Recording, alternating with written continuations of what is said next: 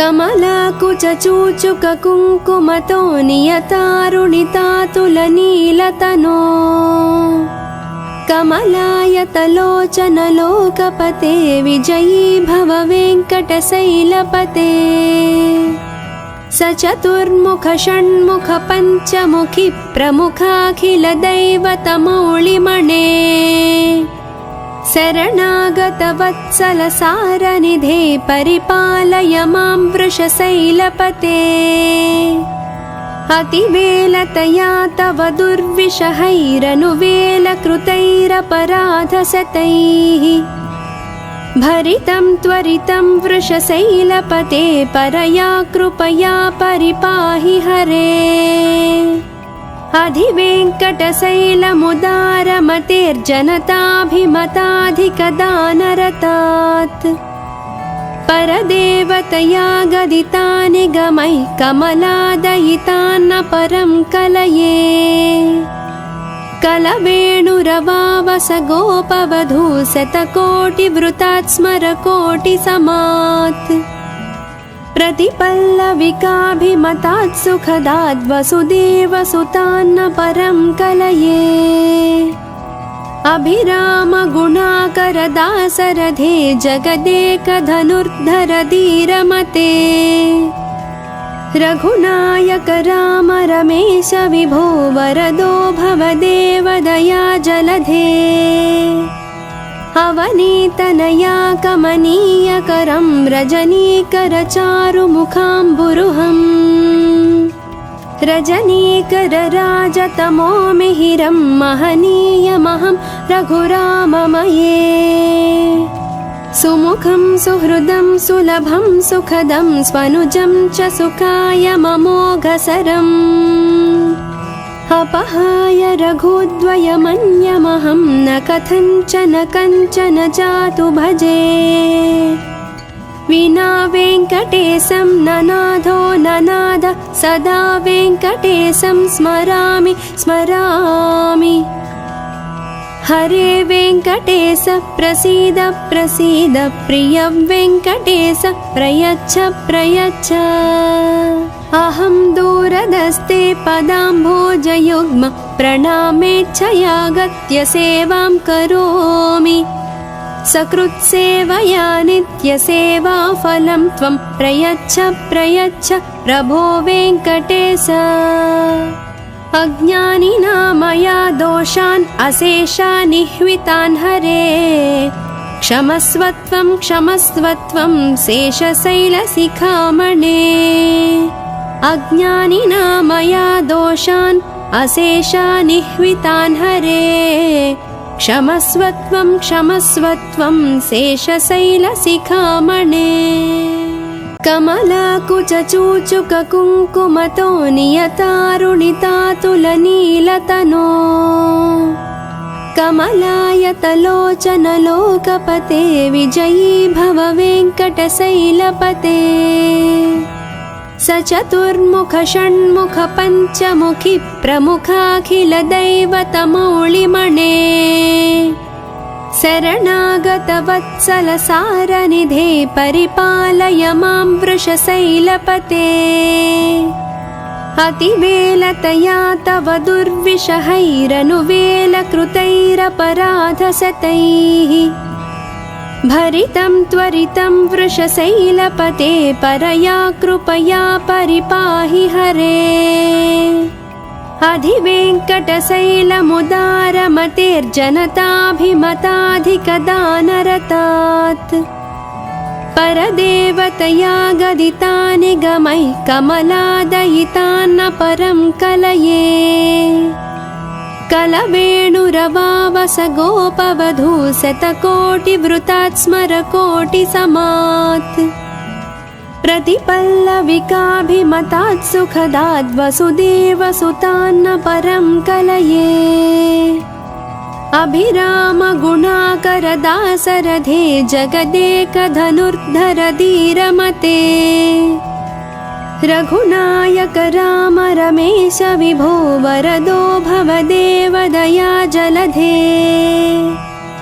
अवनीतनया कमनीयकरं रजनीकरचारुमुखाम्बुरुहम्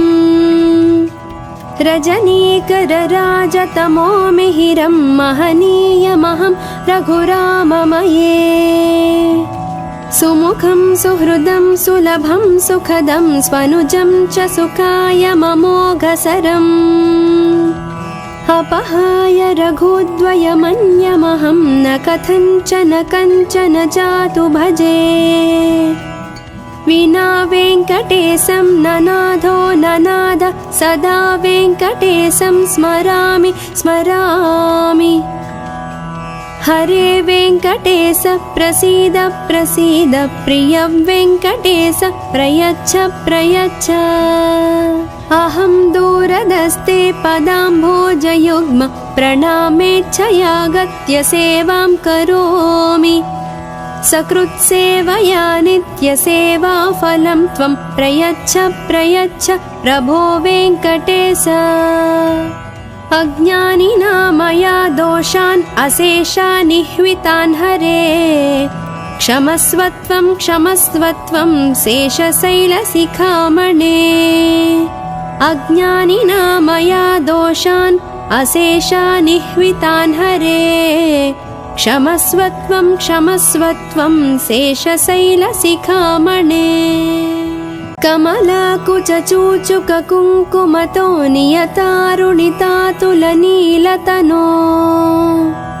कमलायतलोचनलोकपते विजयी भव वेङ्कटशैलपते सचतुर्मुख षण्मुख पञ्चमुखि प्रमुखाखिलदैवतमौलिमणे शरणागतवत्सलसारनिधे परिपालय मां वृषशैलपते अतिवेलतया तव दुर्विषहैरनुवेलकृतैरपराधशतैः भरितं त्वरितं वृषशैलपते परया कृपया परिपाहि हरे अधिवेङ्कटशैलमुदारमतेर्जनताभिमताधिकदानरतात् परदेवतया गदितानि गमैः कमलादयितान्न परं कलये कलवेणुरवावस गोपवधू शतकोटिवृतात् स्मरकोटिसमात् प्रतिपल्लविकाभिमतात् सुखदात् वसुदेवसुतान्न परं कलये अभिरामगुणाकरदासरथे जगदेकधनुर्धर धीरमते रघुनायक राम रमेश विभो वरदो भवदेव दया जलधे अवनीतनया कमनीयकरं रजनीकरचारुमुखाम्बुरुहम् रजनीकरराजतमो मिहिरं महनीयमहं रघुराममये सुमुखं सुहृदं सुलभं सुखदं स्वनुजं च सुखाय ममोघसरम् अपहाय रघुद्वयमन्यमहं न कथञ्चन कञ्चन जातु भजे विना वेङ्कटेशं ननाथो ननाद सदा वेङ्कटेशं स्मरामि स्मरामि हरे वेङ्कटेश प्रसीद प्रसीद प्रिय वेङ्कटेश प्रयच्छ प्रयच्छ अहं दूरदस्ते पदाम्भोजयुग्म प्रणामेच्छयागत्य सेवां करोमि सकृत्सेवया नित्यसेवाफलं त्वं प्रयच्छ प्रयच्छ प्रभो वेङ्कटेश अज्ञानिना मया दोषान् अशेषानिह्वितान् हरे क्षमस्वत्वं क्षमस्वत्वं शेषशैलशिखामणे अज्ञानिना मया दोषान् अशेषानिह्वितान् हरे क्षमस्वत्वं क्षमस्वत्वं शेषशैलशिखामणे कमलाकुचूचुककुङ्कुमतो नियतारुणितातुलनीलतनो कमलायतलोचन लोकपते विजयी भव वेङ्कटशैलपते सचतुर्मुख षण्मुख पञ्चमुखि प्रमुखाखिल दैवतमौलिमणे शरणागत वत्सल सारनिधे परिपालय मां वृषशैलपते अतिवेलतया तव दुर्विषहैरनुवेलकृतैरपराधशतैः भरितं त्वरितं वृषशैलपते परया कृपया परिपाहि हरे अधिवेङ्कटशैलमुदारमतेर्जनताभिमताधिकदानरतात् परदेवतया गदितानि गमैः कमलादयितान्न परं कलये कलवेणुरवावस गोपवधू शतकोटिवृतात् स्मरकोटिसमात् प्रतिपल्लविकाभिमतात् सुखदात् वसुदेवसुतान्न परं कलये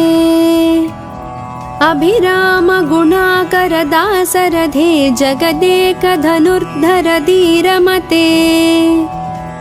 रघुनायक राम रमेश विभो वरदो भवदेव दया जलधे अवनीतनया कमनीयकरं रजनीकर चारुमुखाम्बुरुहम् रजनीकर राजतमो मिहिरं महनीयमहं रघुराममये सुमुखं सुहृदं सुलभं सुखदं स्वनुजं च सुखाय ममोघसरम् अपहाय रघुद्वयमन्यमहं न कथञ्चन कञ्चन जातु भजे विना वेङ्कटेशं ननाथो ननाद सदा वेङ्कटेशं स्मरामि स्मरामि हरे वेङ्कटेश प्रसीद प्रसीद प्रिय वेङ्कटेश प्रयच्छ प्रयच्छ अहं दूरदस्ते पदाम्भोजयुग्म प्रणामेच्छयागत्य सेवां करोमि सकृत्सेवया नित्यसेवाफलं त्वं प्रयच्छ प्रयच्छ प्रभो वेङ्कटेश अज्ञानिना मया दोषान् अशेषान् निह्वितान् हरे क्षमस्वत्वं क्षमस्वत्वं शेषशैलशिखामणे अज्ञानिना मया दोषान् अशेषान् निह्वितान् हरे क्षमस्वत्वं क्षमस्वत्वं शेषशैलशिखामणे कमलाकुचूचुककुङ्कुमतो नियतारुणितातुलनीलतनो कमलायतलोचन लोकपते विजयी भव वेङ्कटशैलपते सचतुर्मुख षण्मुख पञ्चमुखि प्रमुखाखिल दैवतमौलिमणे शरणागत वत्सल सारनिधे परिपालय मां वृषशैलपते अतिवेलतया तव दुर्विषहैरनुवेलकृतैरपराधशतैः भरितं त्वरितं वृषशैलपते परया कृपया परिपाहि हरे अधिवेङ्कटशैलमुदारमतेर्जनताभिमताधिकदानरतात्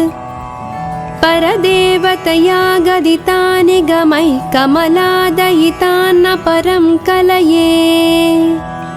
कलवेणुरवावस गोपवधू शतकोटिवृतात् स्मरकोटिसमात् प्रतिपल्लविकाभिमतात् सुखदात् वसुदेवसुतान्न परं कलये अभिराम गुणाकर दासरथे जगदेकधनुर्धर धीरमते रघुनायक राम रमेश विभो वरदो भवदेव दया जलधे अवनीतनया कमनीयकरं रजनीकर चारुमुखाम्बुरुहम् रजनीकरराजतमो मिहिरं महनीयमहं रघुराममये सुमुखं सुहृदं सुलभं सुखदं स्वनुजं च सुखाय ममोघसरम् अपहाय रघुद्वयमन्यमहं न कथञ्चन कञ्चन जातु भजे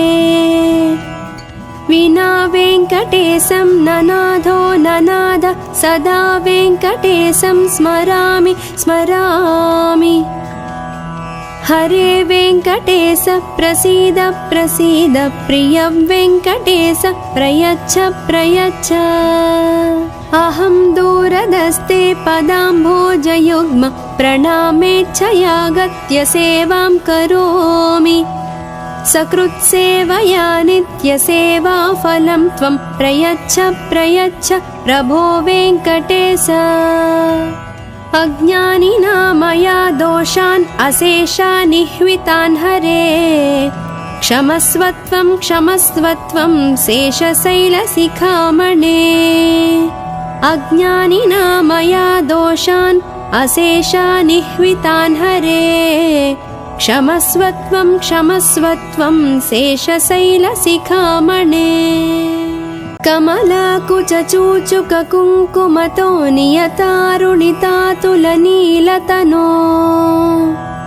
कमलायतलोचनलोकपते विजयी भव वेङ्कटशैलपते सचतुर्मुख षण्मुख पञ्चमुखि प्रमुखाखिलदैवतमौलिमणे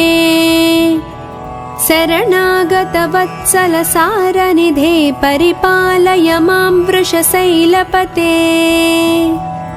अतिवेलतया तव दुर्विषहैरनुवेलकृतैरपराधशतैः भरितं त्वरितं वृषशैलपते परया कृपया परिपाहि हरे अधिवेङ्कटशैलमुदारमतेर्जनताभिमताधिकदानरतात् परदेवतया गदितानि गमैः कमलादयितान्न परं कलये कलवेणुरवावस गोपवधू शतकोटिवृतात् स्मरकोटिसमात् प्रतिपल्लविकाभिमतात् सुखदाद् वसुदेवसुतान्न परं कलये अभिरामगुणाकरदासरथे जगदेकधनुर्धर धीरमते रघुनायक राम रमेश विभो वरदो भवदेव दया जलधे अवनीतनया कमनीयकरं रजनीकर चारुमुखाम्बुरुहम् रजनीकरराजतमो मिहिरं महनीयमहं रघुराममये सुमुखं सुहृदं सुलभं सुखदं स्वनुजं च सुखाय ममोघसरम् अपहाय रघुद्वयमन्यमहं न कथञ्चन कञ्चन जातु भजे विना वेङ्कटेशं ननाथो ननाद सदा वेङ्कटेशं स्मरामि स्मरामि हरे वेङ्कटेश प्रसीद प्रसीद प्रिय वेङ्कटेश प्रयच्छ प्रयच्छ अहं दूरदस्ते पदाम्भोजयुग्म प्रणामेच्छयागत्य सेवां करोमि सकृत्सेवया नित्यसेवाफलं त्वं प्रयच्छ प्रयच्छ प्रभो वेङ्कटेश अज्ञानिना मया दोषान् अशेषान् निह्वितान् हरे क्षमस्वत्वं क्षमस्वत्वं शेषशैलशिखामणे अज्ञानिना मया दोषान् अशेषान् निह्वितान् हरे क्षमस्वत्वं क्षमस्वत्वं शेषशैलशिखामणे कमलाकुचूचुककुङ्कुमतो नियतारुणितातुलनीलतनो कमलायतलोचनलोकपते विजयी भव वेङ्कटशैलपते स चतुर्मुख षण्मुख पञ्चमुखी प्रमुखाखिल दैवतमौलिमणे शरणागत वत्सल सारनिधे परिपालय मां वृषशैलपते अतिवेलतया तव दुर्विषहैरनुवेलकृतैरपराधशतैः भरितं त्वरितं वृषशैलपते परया कृपया परिपाहि हरे अधिवेङ्कटशैलमुदारमतेर्जनताभिमताधिकदानरतात् परदेवतया गदितानि गमैः कमलादयितान्न परं कलये कलवेणुरवावस गोपवधू शतकोटिवृतात् स्मरकोटिसमात् प्रतिपल्लविकाभिमतात् सुखदाद् वसुदेवसुतान्न परं कलये अभिराम गुणाकर दासरथे जगदेकधनुर्धर धीरमते रघुनायक राम रमेश विभो वरदो भवदेव दया जलधे अवनीतनया कमनीयकरं रजनीकर चारुमुखाम्बुरुहम् रजनीकर राजतमो मिहिरं महनीयमहं रघुराममये सुमुखं सुहृदं सुलभं सुखदं स्वनुजं च सुखाय ममोघसरम् अपहाय रघुद्वयमन्यमहं न कथञ्चन कञ्चन जातु भजे विना वेङ्कटेशं ननाथो ननाद सदा वेङ्कटेशं स्मरामि स्मरामि हरे वेङ्कटेश प्रसीद प्रसीद प्रिय वेङ्कटेश प्रयच्छ प्रयच्छ अहं दूरदस्ते पदाम्भोजयुग्म प्रणामेच्छयागत्य सेवां करोमि सकृत्सेवया नित्यसेवाफलं त्वं प्रयच्छ प्रयच्छ प्रभो वेङ्कटेश अज्ञानिना मया दोषान् अशेषानिह्वितान् हरे क्षमस्वत्वं क्षमस्वत्वं शेषशैलशिखामणे अज्ञानिना मया दोषान् अशेषानिह्वितान् हरे क्षमस्वत्वं क्षमस्वत्वं शेषशैलशिखामणे कमलाकुचूचुककुङ्कुमतो नियतारुणितातुलनीलतनो कमलायतलोचन लोकपते विजयी भव वेङ्कटशैलपते स चतुर्मुख षण्मुख पञ्चमुखी प्रमुखाखिल दैवतमौलिमणे शरणागत वत्सल सारनिधे परिपालय मां वृषशैलपते अतिवेलतया तव दुर्विषहैरनुवेलकृतैरपराधशतैः भरितं त्वरितं वृषशैलपते परया कृपया परिपाहि हरे अधिवेङ्कटशैलमुदारमतेर्जनताभिमताधिकदानरतात् परदेवतया गदितानि गमैः कमलादयितान्न परं कलये कलवेणुरवावस गोपवधू शतकोटिवृतात् स्मरकोटिसमात् प्रतिपल्लविकाभिमतात् सुखदाद् वसुदेवसुतान्न परं कलये अभिराम गुणाकर दासरथे जगदेकधनुर्धर धीरमते रघुनायक राम रमेश विभो वरदो भवदेव दया जलधे अवनीतनया कमनीयकरं रजनीकर चारुमुखाम्बुरुहम् रजनीकर राजतमो मिहिरं महनीयमहं रघुराममये सुमुखं सुहृदं सुलभं सुखदं स्वनुजं च सुखायममोघसरम्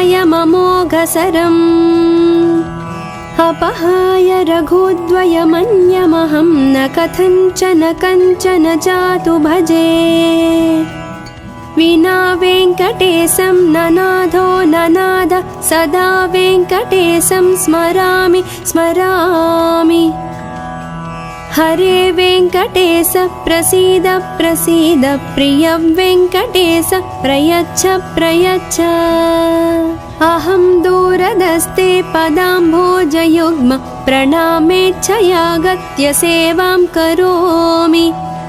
सकृत्सेवया नित्यसेवाफलं त्वं प्रयच्छ प्रयच्छ प्रभो वेङ्कटेश अज्ञानिना मया दोषान् अशेषानिह्वितान् हरे क्षमस्वत्वं क्षमस्वत्वं शेषशैलशिखामणे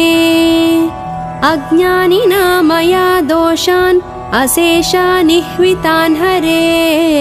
क्षमस्वत्वं क्षमस्वत्वं शेषशैलशिखामणे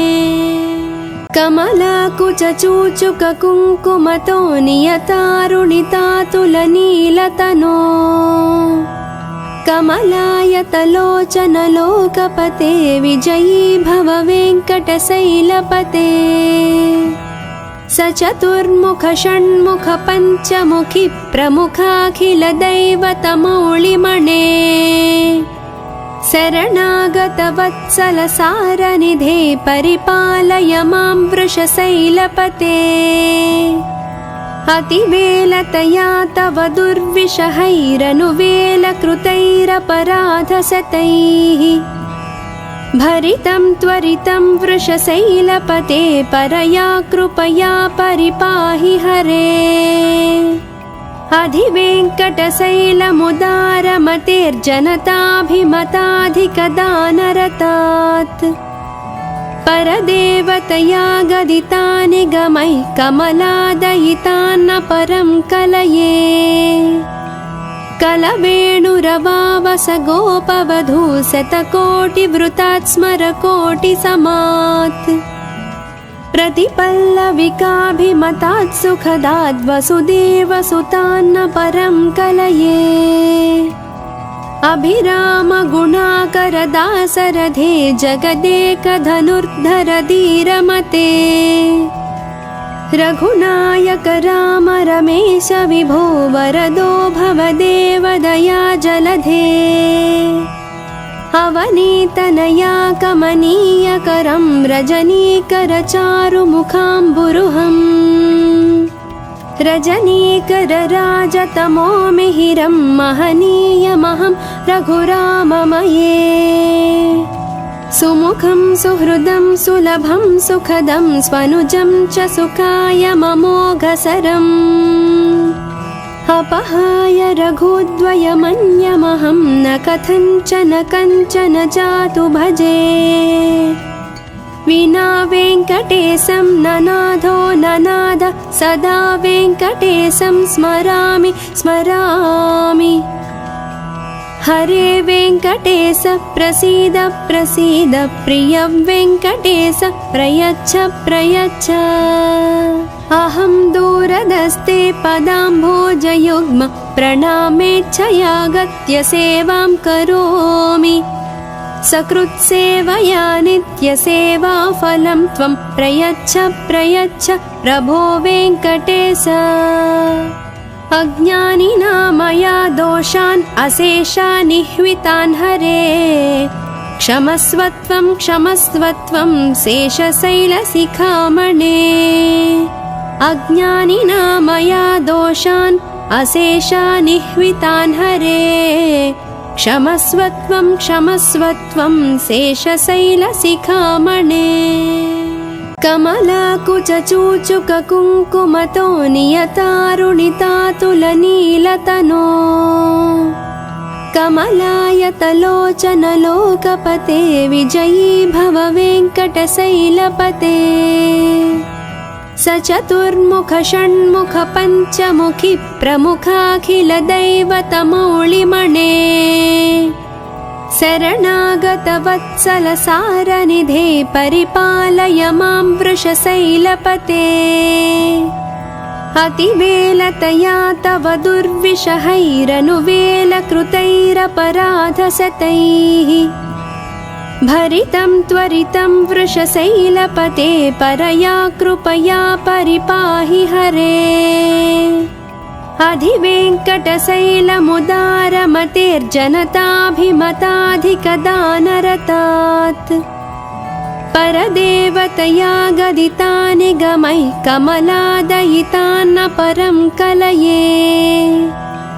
कलवेणुरवावस गोपवधू शतकोटिवृतात् स्मरकोटिसमात् प्रतिपल्लविकाभिमतात् सुखदात् वसुदेवसुतान्न परं कलये अभिरामगुणाकरदासरथे जगदेकधनुर्धर धीरमते रघुनायक राम रमेश विभो वरदो भवदेव दया जलधे अवनीतनया कमनीयकरं रजनीकरचारुमुखाम्बुरुहम्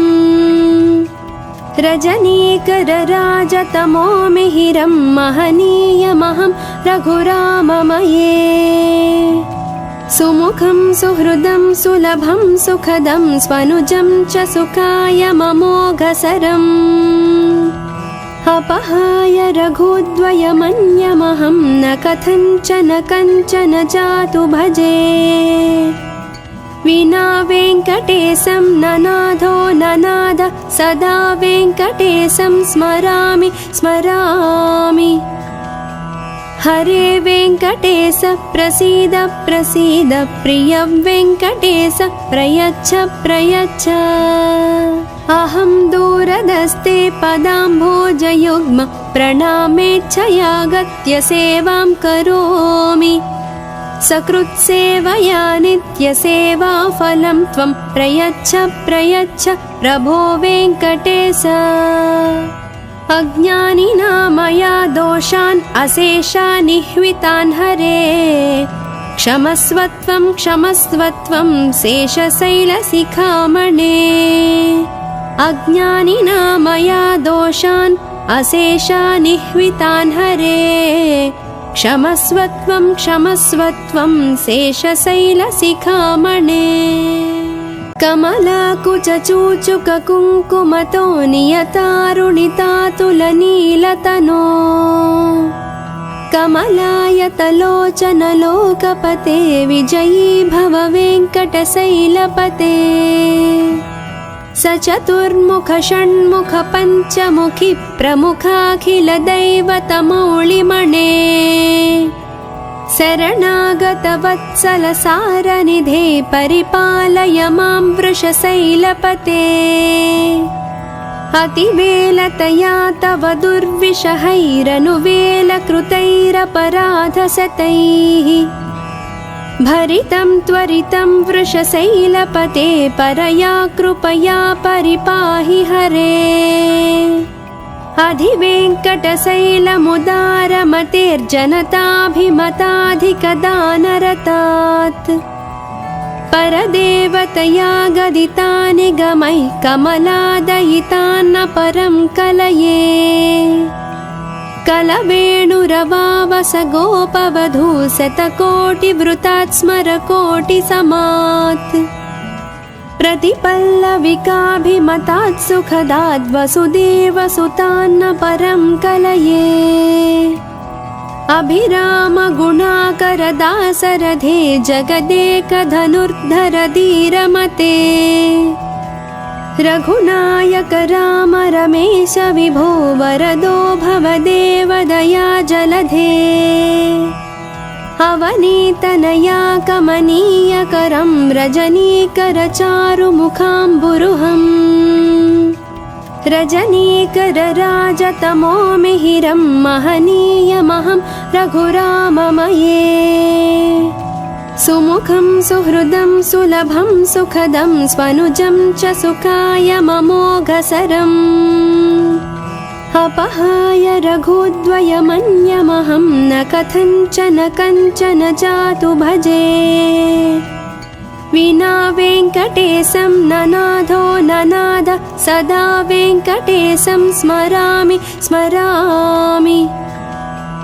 हरे वेङ्कटेश प्रसीद प्रसीद प्रिय वेङ्कटेश प्रयच्छ प्रयच्छ अहं दूरदस्ते पदाम्भोजयुग्म प्रणामेच्छयागत्य सेवां करोमि सकृत्सेवया नित्यसेवाफलं त्वं प्रयच्छ प्रयच्छ प्रभो वेङ्कटेश अज्ञानिना मया दोषान् अशेषानिह्वितान् हरे क्षमस्वत्वं क्षमस्वत्वं शेषशैलशिखामणे अज्ञानिना मया दोषान् अशेषानिह्वितान् हरे क्षमस्वत्वं क्षमस्वत्वं शेषशैलशिखामणे कमलाकुचूचुककुङ्कुमतो नियतारुणितातुलनीलतनो कमलायतलोचनलोकपते विजयी भव वेङ्कटशैलपते सचतुर्मुख षण्मुख पञ्चमुखि प्रमुखाखिलदैवतमौलिमणे शरणागतवत्सलसारनिधे परिपालय मां वृषशैलपते अतिवेलतया तव दुर्विषहैरनुवेलकृतैरपराधशतैः भरितं त्वरितं वृषशैलपते परया कृपया परिपाहि हरे अधिवेङ्कटशैलमुदारमतेर्जनताभिमताधिकदानरतात् परदेवतया गदितानि गमैः कमलादयितान्न परं कलये कलवेणुरवावस गोपवधू शतकोटिवृतात् स्मरकोटिसमात् प्रतिपल्लविकाभिमतात् सुखदाद् वसुदेवसुतान्न परं कलये अभिरामगुणाकरदासरथे जगदेकधनुर्धर धीरमते रघुनायक राम रमेश विभो वरदो भवदेव दया जलधे अवनीतनया कमनीयकरं रजनीकर चारुमुखाम्बुरुहम् रजनीकर राजतमो मिहिरं महनीयमहं रघुराममये सुमुखं सुहृदं सुलभं सुखदं स्वनुजं च सुखाय ममोघसरम् अपहाय रघुद्वयमन्यमहं न कथञ्चन कञ्चन जातु भजे विना वेङ्कटेशं ननाथो ननाद सदा वेङ्कटेशं स्मरामि स्मरामि हरे वेङ्कटेश प्रसीद प्रसीद प्रिय वेङ्कटेश प्रयच्छ प्रयच्छ अहं दूरदस्ते पदाम्भोजयुग्म प्रणामेच्छयागत्य सेवां करोमि सकृत्सेवया नित्यसेवाफलं त्वं प्रयच्छ प्रयच्छ प्रभो वेङ्कटेश अज्ञानिना मया दोषान् अशेषानिह्वितान् हरे क्षमस्वत्वं क्षमस्वत्वं शेषशैलशिखामणे अज्ञानिना मया दोषान् अशेषानिह्वितान् हरे क्षमस्वत्वं क्षमस्वत्वं शेषशैलशिखामणे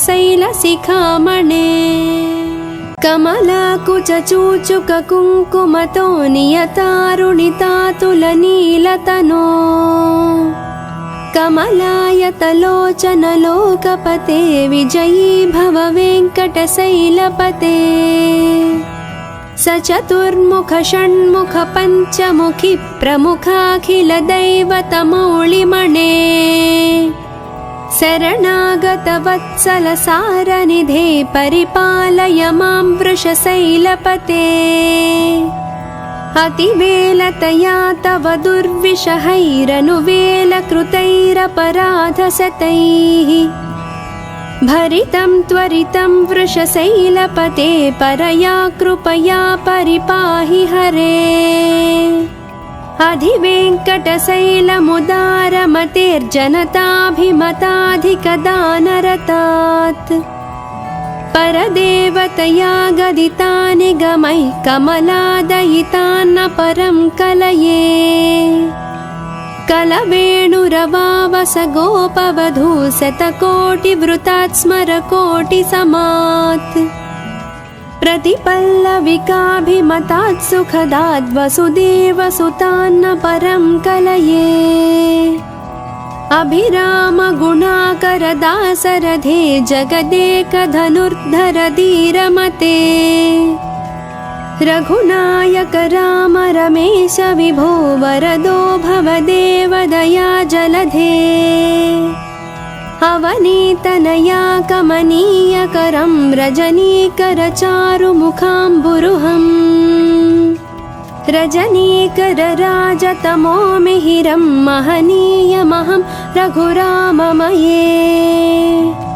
सुमुखं सुहृदं सुलभं सुखदं स्वनुजं च सुखाय ममोघसरम् अपहाय रघुद्वयमन्यमहं न कथञ्चन कञ्चन जातु भजे विना वेङ्कटेशं ननाथो ननाद सदा वेङ्कटेशं स्मरामि स्मरामि हरे वेङ्कटेश प्रसीद प्रसीद प्रिय वेङ्कटेश प्रयच्छ प्रयच्छ अहं दूरदस्ते पदाम्भोजयुग्म प्रणामेच्छयागत्य सेवां करोमि सकृत्सेवया नित्यसेवाफलं त्वं प्रयच्छ प्रयच्छ प्रभो वेङ्कटेश अज्ञानिना मया दोषान् अशेषानिह्वितान् हरे क्षमस्वत्वं क्षमस्वत्वं शेषशैलशिखामणे अज्ञानिना मया दोषान् अशेषानिह्वितान् हरे क्षमस्वत्वं क्षमस्वत्वं शेषशैलशिखामणे कमलाकुचूचुककुङ्कुमतो नियतारुणितातुलनीलतनो कमलायतलोचनलोकपते विजयी भव वेङ्कटशैलपते सचतुर्मुख षण्मुख पञ्चमुखि प्रमुखाखिलदैवतमौलिमणे शरणागतवत्सल सारनिधे परिपालय मां वृषशैलपते अतिवेलतया तव दुर्विषहैरनुवेलकृतैरपराधशतैः भरितं त्वरितं वृषशैलपते परया कृपया परिपाहि हरे अधिवेङ्कटशैलमुदारमतेर्जनताभिमताधिकदानरतात्